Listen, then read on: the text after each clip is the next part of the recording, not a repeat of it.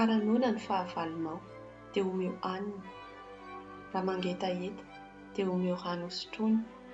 Fa raha manao izany ianao dia hanangona fainafo eo an-dohany.